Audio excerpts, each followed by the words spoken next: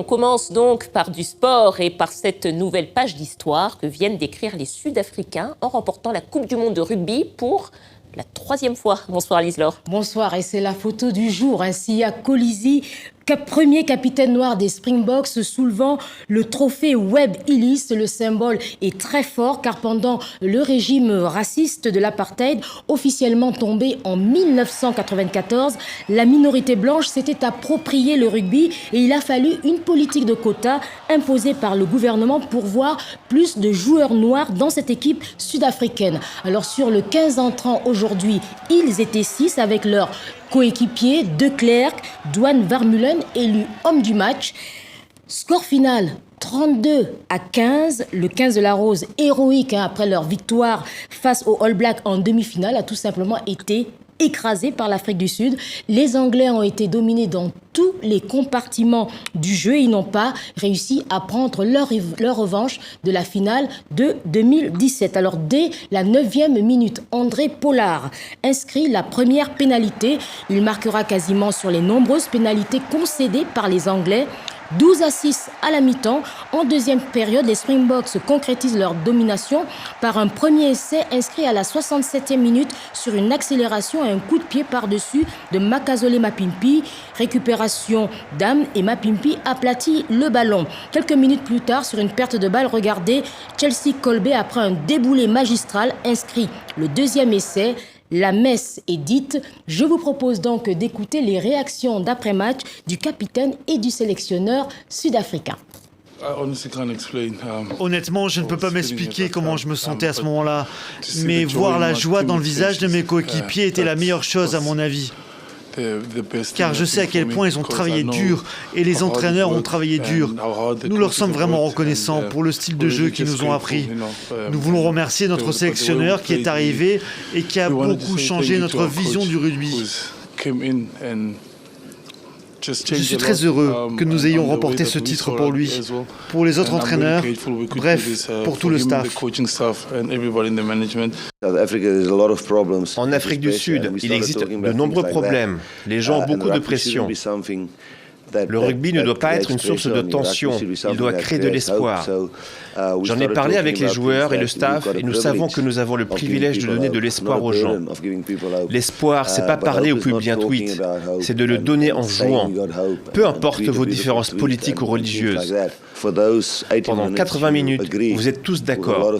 Cela devient un sacré privilège quand vous commencez à travailler dans ce sens et c'est avec cet esprit que nous avons abordé cette Coupe du Monde.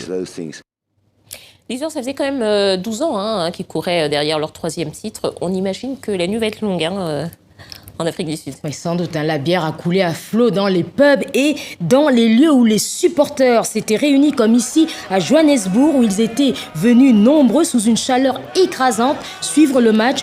Beaucoup d'angoisse en première mi-temps, puis des cris de joie quand les Springboks ont pris l'avantage. Il y a eu aussi de l'émotion. On écoute la joie des supporters.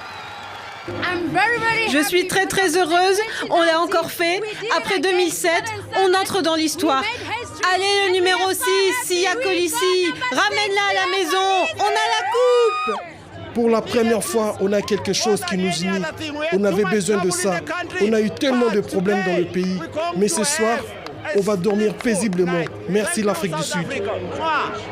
C'est tellement bien d'avoir vu cette équipe évoluer pour devenir ce qu'elle est aujourd'hui. Ils sont tous unis autour d'un but. Je suis tellement heureux de partager ce moment avec tous mes amis, noirs, métis, blancs, tous ensemble, un pour tous. Pas vrai les gars ? Gagner 3 Coupes du Monde, c'est fantastique. Quel parcours. Ils ont travaillé dur, ils ont fait ça tout seuls. Bien joué. Voilà, notre correspondante a suivi ce soir les supporters qui continuent, vous l'imaginez, à faire la fête. Nous l'avons joint tout à l'heure à Johannesburg pour savoir quel est le sentiment qui prédomine dans la capitale sud-africaine. Le sentiment qui domine ce soir à Johannesburg et dans toute l'Afrique du Sud est celui d'une joie intense. Vous apercevez peut-être les supporters derrière moi. Cet après-midi, on a vu des célébrations dans tout le pays, au Cap, à Pretoria, la capitale, à Soweto. Eh bien, au-delà de la joie, c'est surtout un sentiment d'union qui prédomine. Au moment du coup de sifflet final cet après-midi, on a vu des Noirs, des Blancs, des Métis se tomber dans les bras. Un esprit de communion dont le pays a tellement besoin, ce pays qui ne va pas très bien, l'économie va mal, des scandales de corruption éclatent régulièrement. régulièrement. Il y a 24 ans, au moment où les Springboks remportaient leur première victoire en Coupe du Monde de rugby, cette image d'union, c'était celle de Nelson Mandela qui soulevait le trophée avec François Pinard, le capitaine blanc de l'époque. Eh bien, aujourd'hui, l'union a un nouveau visage en Afrique du Sud. Il s'appelle Siya Kolisi. Siya Kolisi, le premier capitaine noir des Springboks, le premier capitaine noir aussi à soulever une Coupe du Monde de rugby. Cet après-midi, Siya Kolisi a délivré un discours très fort en rappelant que les joueurs de l'équipe étaient issus de différents milieux, qu'ils étaient de différentes couleurs et que c'est grâce à leurs différences qu'ils avaient remporté cette Coupe du Monde. C'est un message d'unité, l'union fait la force. C'est bien le message qu'il faut retenir ce soir à Johannesburg et en Afrique du Sud. Voilà, bravo Springboks d'Afrique du Sud. Et puis on va parler quand même un petit peu de cyclisme, Lise Laure, parce que c'était aujourd'hui la 9e étape du Tour du Faso. Oui, une étape de 133 km entre Bobo Dioulasso et Diebungu. Elle a débuté par une première attaque de l'Algérien Hamza. Très vite, il sera rejoint par le peloton. Les Burkinabés vont ensuite mener l'échappée, mais l'équipe angolaise du maillot jaune va réduire cette échappée dans les derniers kilomètres. Ce sera le Rwandais Samuel Mugashi qui tente une accélération.